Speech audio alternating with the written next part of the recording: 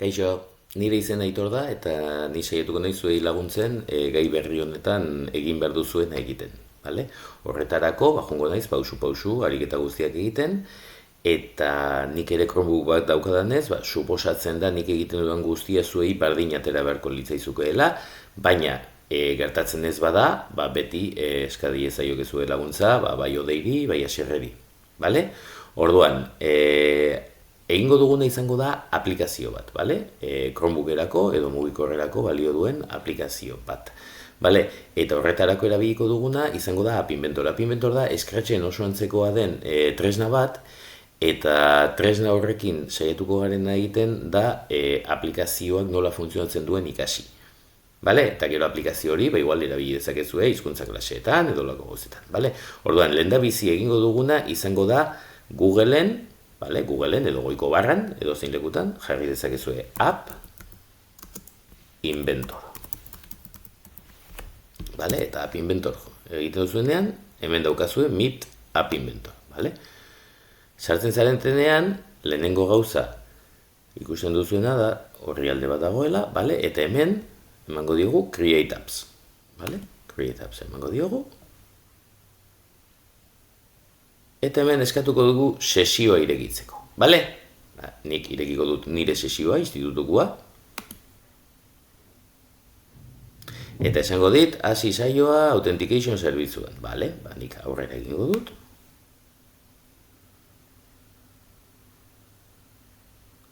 Eta hemen, esaten dit, Interface Style, aukeratuko dugu berria aukeratuko dugu, bale? Neo jartzen duen dugu, bale? Orduan, emango diot OK. Eta hemen daukazue gure Welcome to App Inventor. Berriz ere ez erakusteko joko diot hemen, Continue emango diot, bale? Eta hemen dago nik lehen egin dudan zerbait, bale? Baina orain egingo duena da New Project, bale? Zuek hemen ez duzu ez ere eukiko, hemen nik hau kendu ingo dut, ez dakiz ere egiten duen, no? Settings, ez, hemen, import, non da, bueno ez dut ikusten, berdin dio. Hemen jarri dezakezu zuek nahi duzuen hizkuntza, bale? Nahi baduzu erdaraz, nahi baduzu, igual, hobeto konponduko gara, euskaraz ez dago, orduan erdaraz jarriko dugu, eta horrela hobeto konponduko gara, bale? Orduan, hemen,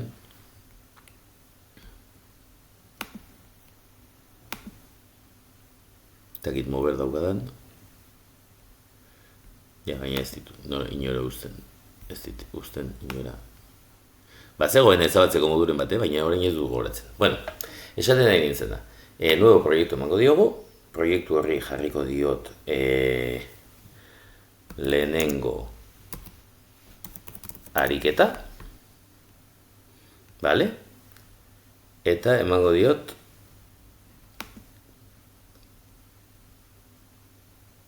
dispositivo predeterminado, herramientas de bloque por defecto, aceptar. Ezin dut. Letra batekin hasi behar da. Bueno, orduan, lehenengo ariketa jarri beharrean, jarriko dugu ariketa bat. Orain behin.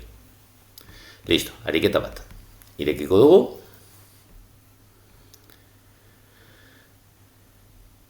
Irekiko dugu. Vale, eta hemen ikusten duzue. Vale, ikusten duzue, nola daukagun, mugikor baten itxura. Vale, orduan hemen proiektos. Hemen uste dudala. Bale, ariketa bat, tema... Aurkitu behar dut, non dagoen, herramientas de bloques, ámbito fichero, icono, mostrar lista, dimensionamiento. UR tutorial, ez, hemen ez dago. Ajustes...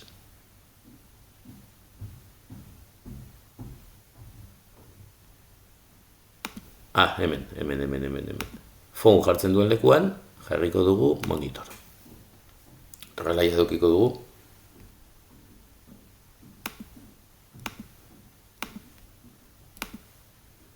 Da horrela edukiko dugu. Bale, hau honela, eta hemen jarri behar dugu.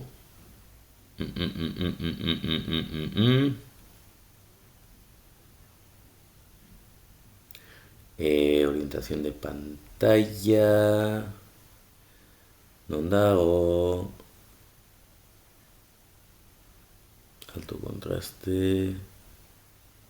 Imagen de fondo. A ber, hemendik nonbait egon behar da jartzeko animación al abrir pantalla, orientación de pantalla hemen, horizontal. Vale, eta orain ja bai, badaukagu gure pantalla, guk ikusiko dugun bezala gure Chromebookean. Vale, orduan, hemen, kenduko dut buruan dioten irudia, vale? Hemen ikusten duzue daukagula gauza pila bat. Vale? Ikusten duzue, badaukagula, gainera interfaz de usuario, disposición, medios, dibujo y animación, mapas, gráficos, ciencia de los datos, sensores, social, pila bat gauza daude. Vale? Orduan guk erabiliko ditugu gutxi batzuk oraingoz. Vale? Adibidez guk erabiliko duguna oraintxe berdan, izango da interfaz de usuario, eta erabiliko dugu etiketa. Vale? Eta hemen ikusi dugu texto para etiqueta. Ikusten duzu ez da? Bai? Eta etiketa honetan, etiketa honei deitzitu dio, etiketa 1. Vale, orduan, hemen daukagu screen bat jartzen du. Hau, ez dakit nun jarri hau, hemen goia jarriko dut. Vale, orduan, etiketa bat horretan, ikusten dugu, daukagula, vale, orduan, lehen da bizi, screen bat hemen goian screen bat jartzen du. Eta screen bat hori kendu egin nahi dut. Orduan, kenduko diot hemendik eta kenduko diot hemendik. Biak kenduko dizkiot. Eta horrela, etiketa bakarrik ikusiko dugu.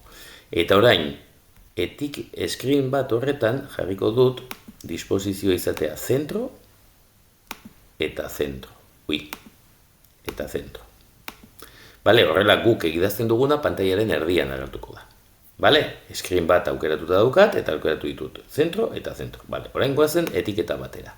Vale, etiketa baten hemen letra tamaina jartzen du honela. Vale, aldatuko dugu kodigoan. Vale, zuek ikusteko kodigoan nola egiten. Vale, momentuz horrela utziko dugu eta aldatuko dugu kodigoan.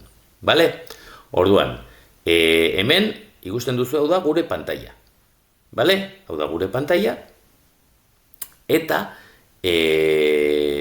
hemen agertuko dira, pantailan agertzen diren gauzak, baina programazioa egin behar da beste leku batean. Hau da, diseinadoren gaudegu orain, baina lan egin behar dugu blokesen. Bale? Orduan, blokesera emango diogu, eta blokes honetan ikusten duzu dauzkagula beste orden edo beste agindu berezi batzuk. Bale? Orduan, lehendabizi emango diogu kontrolei, ez, emango diogu, screen 1, etzetutala, screen bat, bale, eta orduan hemen egingo duguna izango da, cuando screen 1, punto, inicializar kontuz honekin, garrantzitsua da egitea, handixen bar jarriko dut zuek ikusteko. Hemengo hau, inizializar hau da garrantzitsua, bale? Orduan, kontuz, hemen badaude beste batzuk. Bale? Orduan, inizializar hartu dut nik. Bai? Orduan, honek zer esan nahi du, hasten den momentuan pantaila hori, gauza batzuk egin behar dituela. Da, zertzuk egingo ditu? Nik egingo duen izango da, hemen hartuko dut hau, eta esango dut. Poner etiqueta 1, color de fondo, como, adibidez, eta hemen hartuko dut, colores. Eta jarriko dut horia. Zeratik, nahi dudalako. Vale? Orduan, gero, zer gehiago egin dezaket? Poner etiqueta 1 tamaño de letra, eta orain matematikasera joango naiz, eta hemen, uste dut zaukala 14, jarriko diot 50. Vale? Urrengua. Hau guztia egin genezakeen lehengo menuan, diseinadoren, baina horrela ikusten duzu ez gauza egin daitezkeen hemen ere bai, bale? Orduan, bale, kolor de texto aldatuko diot, eta baita ere testua bera. Bale, ikusten duzuenik hau betetzen ez badut hemen isa bat jartzen diala, bale? Horrek esan nahi du zerbait gaizki dagoela, zergaitik ez dudalako oraindik jarri. Kolor de texto jarriko dut beltza adibidez. Orduan, dator, hartzen dut beltza, koloreren bat nahi baduzu eta ez badago hor, hemen aukeratu dezakezue. Bale? Zuek aukeratu eta listo, bale? Beltza. Eta testua jarriko dut, hemen hartuko dut testo, eta, ez, hemen ez, ondo. Bai, hemen zeon, texto. Eta hemen jarriko dut, nire izena, jarri zuen izena, bale? Ze hau gero pantailazo bat aterako dugu, eta pantailazo horrekin entregatu beharko duzue Classroomen, bale? Pantailakada bat uste dut badakizuela ateratzen, ezta? Pantailakada bat ateratzeko, bueno, Chromebooketan uste dut dela, kontrol, maius, eta gero agertzen daulako karratu bat bi lerro vertikalekin. Bai?